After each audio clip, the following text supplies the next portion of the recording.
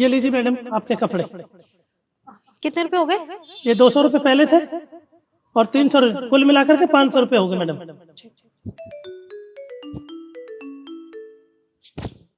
एक minute madam.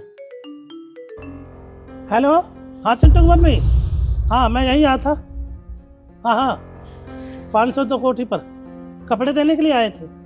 ठीक, अच्छा तू वहाँ पहुँच गई तो पिछले पैसे भी लेता आना। हाँ भूल मत जाना। और सुन चिंटू मम्मी एक मिनट, एक परहेज के लिए कोयला ख़त्म हो रहे हैं, थोड़ा परहेज से निकल आना और कोयला ले आना। कोयला बहुत ख़त्म, न लिया ना। हाँ ठीक है। ओ हाँ ठीक है। मैडम जी सुनिए, वो पैसे दे दिए आपने? अभी तो दिए थे मैंने आपको, 500 का नोट पकड़ा है। आप फोन पे बिजी थे ना तो शायद आपने ध्यान नहीं दिया होगा। ओह ठीक है मैडम जी, चलता हूँ, नमस्ते। सुनिए, ये आपके 500 रुपए। पर मम्मी जी मैंने इनको इनके पैसे दे दिए हैं, तो आप इनको पैसे क्यों दे रहे हो? अरे बेटा, वो तुम्हें याद होगा, उस दिन मैं तुम्हारी मासी के यहाँ गई थी तो मुझे सुमित ने बस स्टॉप पे ही छोड़ दिया था, तब इन्होंने ही मेरी मदद करी थी।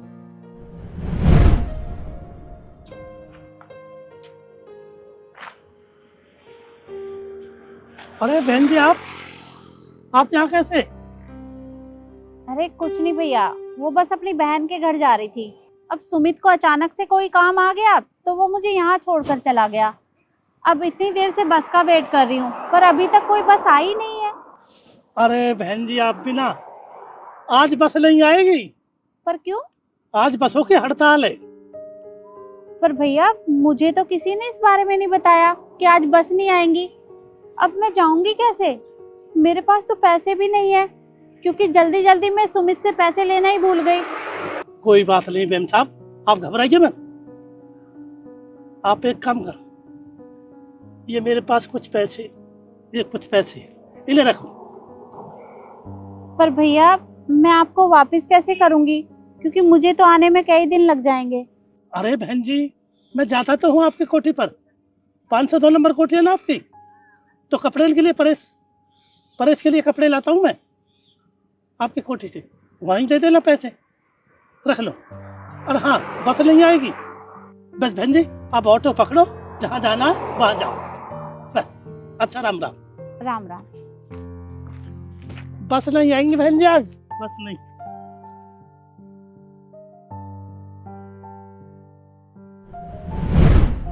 तो बस ये वही पैसे हैं, मैं इन्हें वापस लौटा रही हूँ, ये लीजिए। अरे नहीं बहन जी, हमने तो बड़ी बहन समझकर वैसे ही मदद की थी। नहीं। अरे पर मैं मानती हूँ आपने मेरी मदद की थी, पर मैं ये पैसे नहीं रख सकती। ये आपके पैसे हैं और आप इतनी मेहनत करते हैं, तो ये आप रखिए। चलो बहन जी आप कहते हो तो रख लेते हैं, चलता हूँ। एक मिनट, ईशु 500 रुपए और दो इन्हें। अरे मम्मी जी आप क्यों पैसे देने हैं? आपकी जितने की इन्होंने मदद की थी आपने उतने पैसे दे दिए, तो अब क्यों देने हैं पैसे? मैंने तुमसे कहा ना कि इन्हें पैसे दो तो दो।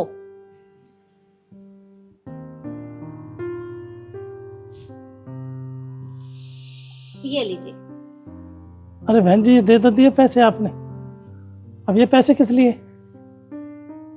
ये पैसे इसलिए हैं ताकि आप कभी भी किसी की भी मदद करो तो आपको ज्यादा सोचना ना पड़े। देखो आपको तो यही लगेगा ना कि आपने मेरी मदद की और मैंने पैसे भी नहीं लौटाए, तो बस अगर मैं ये पैसे लौटाऊंगी तो आपको दोबारा किसी की मदद करने के लिए सोचना नहीं पड़ेगा, आप झट से उसकी मदद कर दोगे। तो ये आप रखिए। अब समझ गए बहन जी अब समझ गए हम। मैडम जी अब की बार हमें कपड़े ज्यादा देना।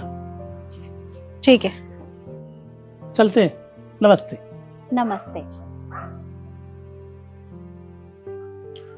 मम्मी जी आप मुझे एक बात बताइए, जितने की उसने आपको मदद की थी आपने वो पैसे उसे लौटा दिए थे, तो क्या जरूरत थी पैसे देने की? अरे पैसे पेड़ पे लगे होते हैं क्या?